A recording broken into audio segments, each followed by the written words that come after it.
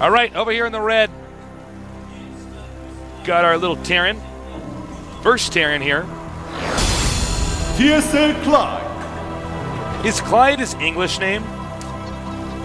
You know, I don't know. Don't know. Maybe it is. Clyde is like the name of a sleepy cat. Okay, here we have the bottom left.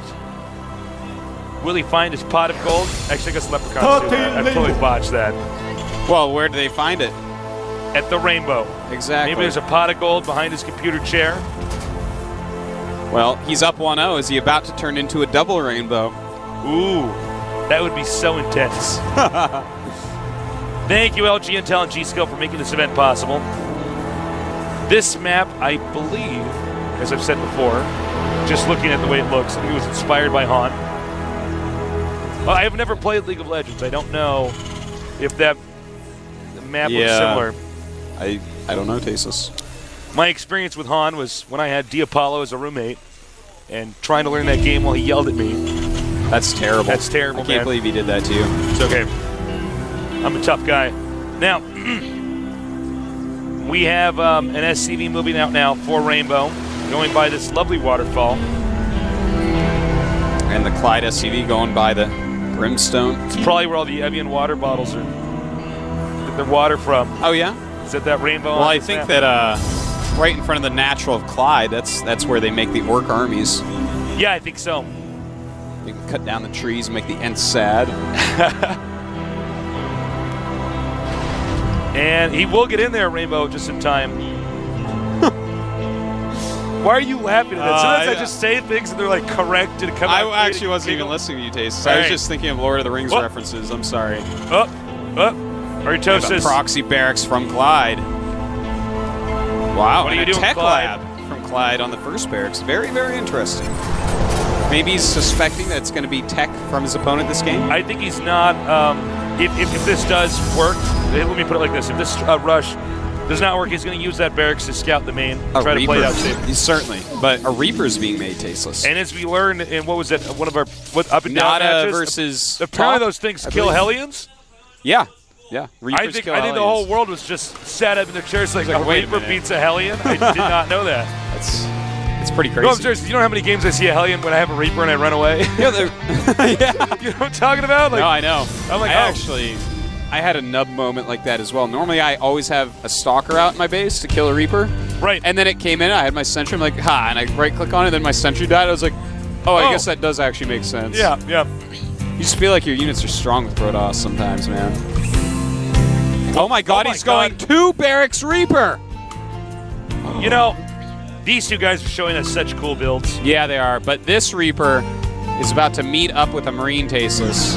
I'm surprised he didn't just keep the Marine there. Now he's just going to lose it. He would have been behind the brush, gotten in some extra hits on the Reaper. I'm really surprised. He could have dealt some damage to the Reaper. Well, Clyde expanding behind this, not all in at all. That's not going to protect you, RainBOw. That's a Hellion. Tasteless, this is so interesting to me. Here's what I think could occur is if you just have enough Reapers, that everything suddenly just dies before the Reapers can be killed. This is... My brain is like going a mile a minute. People on the Korean server are experimenting a little bit more. I was actually playing with the old famous guy Showtime the other day, and he was going Reaper against Protoss, like mass Reaper. RainBOw left at just the wrong time. Yeah, he did, man. And now all these Marines going to go down very, very quickly. And down go these Hellions pretty quickly as well. And he does have a couple more Reapers on the way. You know, here's the problem is that RainBOw lost so much just there. Yeah. And remember, Reapers are faster than Marines. I mean, he was trying to run away with the Marines knowing to lose, but it doesn't matter. And these are going to provide him with great scouting as well. Here they come up. 3 Reapers right now. A Banshee is being made. No cloak. And he's just going to go after our SCVs. Oh my god, Tasteless. This build is sick, man. This is so awesome. I'm so glad we are seeing the Reaper back in play. And that's it. That's the end of the Reapers. But thank you, Clyde. You have made my day. Yeah, that's a great build. But, you know, there is a problem with the fact that if you go Reapers like this and they get a Banshee out, you're not going to have the necessary anti-air. Well, Clide does have, he just scans right there. And with that scan, did not see the starport, but I think you can safely assume there is one. He does have an engineering bay, so we may see a turret going up. In fact, he already has a turret. Never mind. He has 2 turrets placed in amazingly good spots. In fact, this Banshee might just die, Tasteless. I think it might just die. This happens when people have turrets placed really well. Yeah. This happens when I'm trying to be a really good player in macro. My Banshee flies into a turret because I have bad priority. All right. Here we go. Oh. And RainBOw, well, he's a multitasker, Tasteless. That's what he does. He's not sloppy like Tasteless. You take it back. This guy when is you say bad things about Tasteless, Tasteless starts talking in third person. I know. He hurts too much. So this alternate personality comes out that defends me. Blue Flame on the way for RainBOw. Looks like he may go for a similar strategy. Yeah, he actually may try to counter this. Probably aware that, I mean, if you get this many Reapers, you certainly are lacking in other areas. And the Reaper, the Banshee rather, taking some damage there. That Marine sounded like he burped when he died. He was like, burp. Up. Get out. Second Banshee in here. Whoa, missed micro by.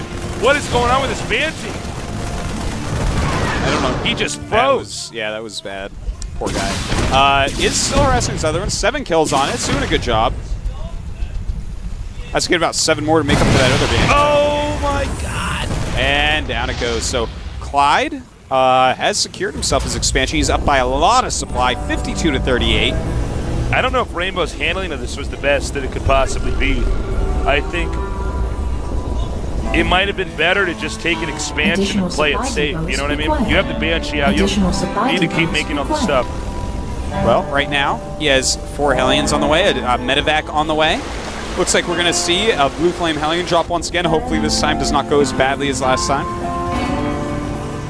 And a lot of factory stasis, so he's definitely going to go mech again. Am I correct in thinking that Clide is the name of a sleepy cat? Yes, stasis. It doesn't sound like a name sleepy of a cat and sleeps. A serial killer. Yeah, he either eats people after he kills them, or he's a sleepy cat. If you disagree, you let me know on Twitter. I'm Call Me Tasteless. And if you agree, let me know on Twitter. I'm Artosis. Yeah, and also at Golem TV's Twitter. It is simply Golem TV. We had the old one, Golem TV Net. The new one is Golem TV. Uh-oh. What's he doing with this medevac? The medevac? Well, the Hellions are in the middle, and the medevac is empty. Looks like he's probably just going to go over there with them in a moment. I think what he wanted to do is, in case there was a Viking there, he wanted to just lose the medevac, not the Hellions, too. Yeah, that may be a good choice, but a sensor tower is going up in Clyde's base, so he's got to do it. Tasteless now or never. And 6 Hellions out. He's actually getting a lot of these Blue Flame Hellions. It's interesting to see RainBOw do these kind of mech-intensive early builds. And here we go with the natural. A lot of Blue Flame Hellions, Tasteless. Clyde maybe in a little bit of trouble, but he does have Stim. Needs to run, wait for Stim to wear out. Oh! Gutsy move, turns around, does a little shot. Now, of course, without medevacs being out, I mean, those Marines are somewhat permanently damaged. So you might want to actually fly in there with the empty medevac and try to get the Marines to go into the main. Yeah. And then just move into the front again. Whoa, this is like a mass Hellion build.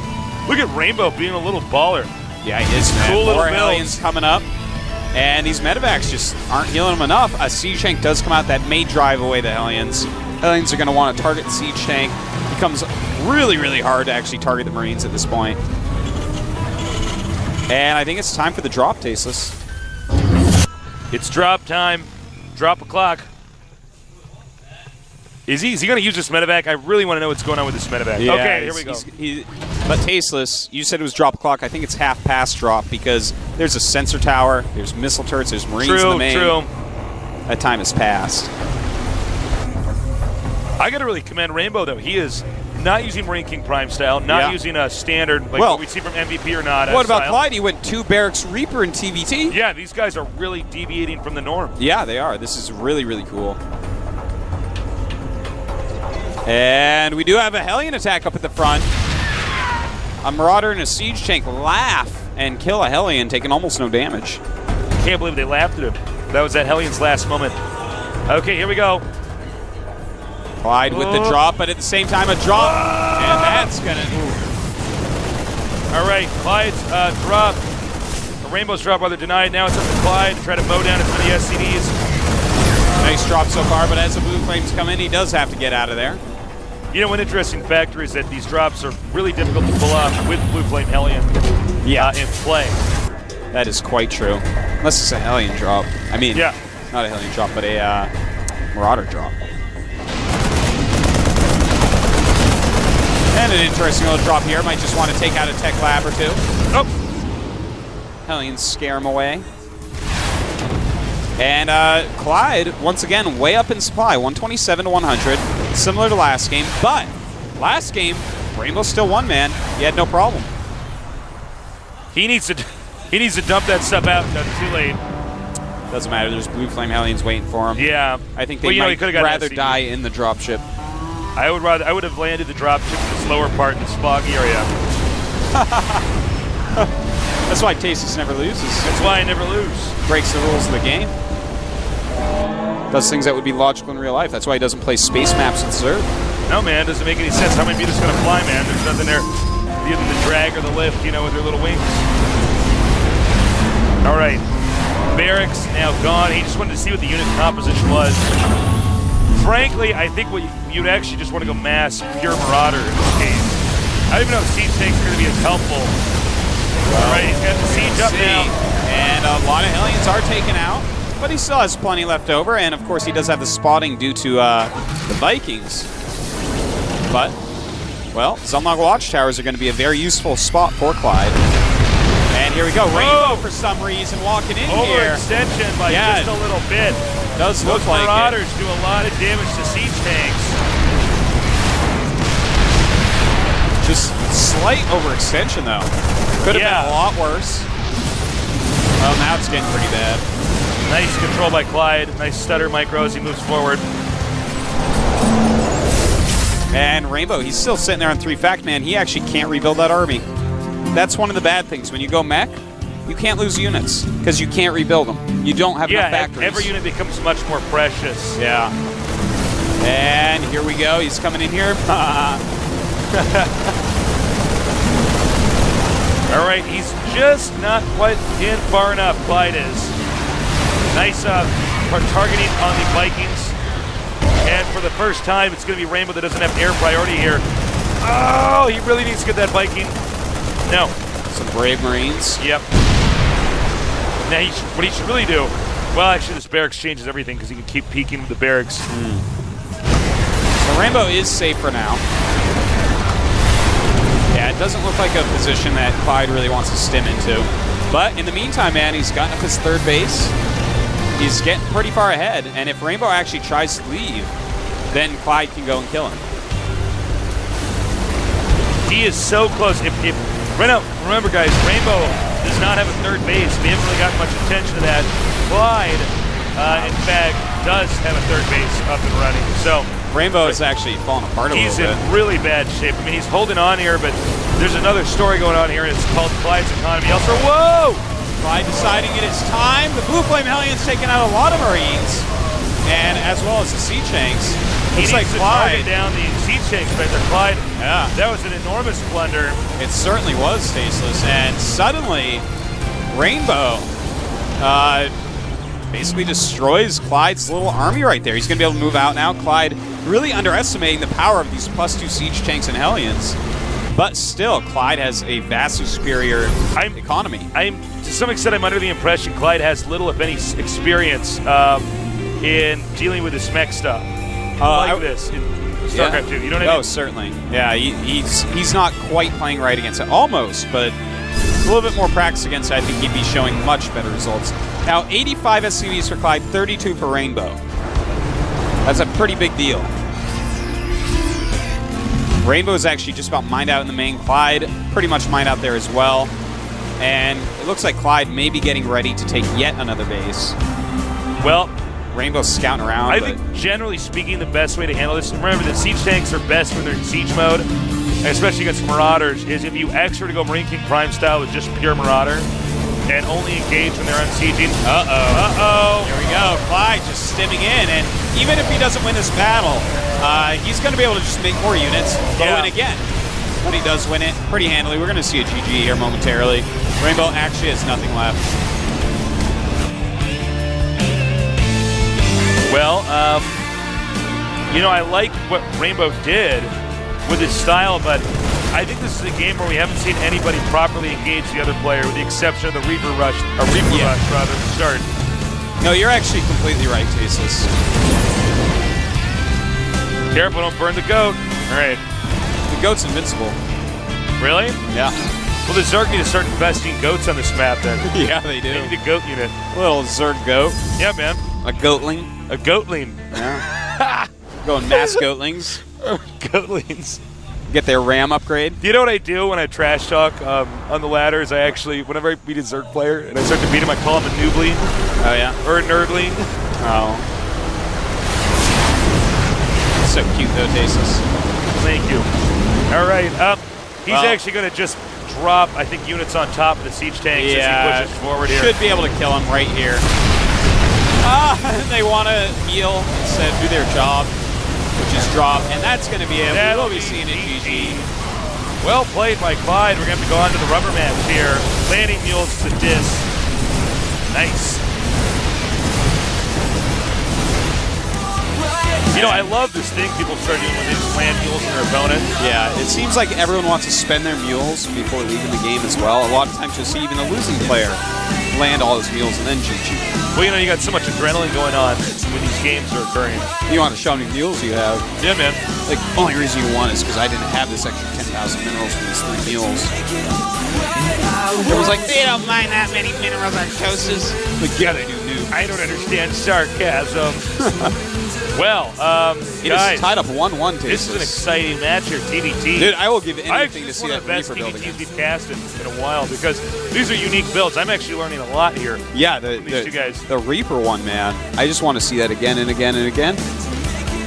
I do as well. Reapers are actually one of the most exciting units. Oh, absolutely. It's like it reminds me a little bit. If you see them used and they're not just for scouting, yeah, it's really exciting. Yeah. Now you see, actually, notice what Clyde's doing with his wrist. Actually, he was doing a little stretch there for a minute. You want to make sure the tendons in your left hand especially get stretched when you play a lot of StarCraft. You guys think I'm joking, but I'm actually completely serious. It's very important. Now, our map is Metalopolis, and this is a classic map. It'll probably be one of our longer Terran versus Terrans here, since the map can be split in half. So stamina, endurance are key here. Oh, I'm sorry, we had the wrong graphic come up for Metalopolis. The map is Terminus Ream. We apologize for that graphic mistake. So anyways, head-to-head, here at the Super Tournament, one of these Titans is going to go on to the round of 32. Let's find out.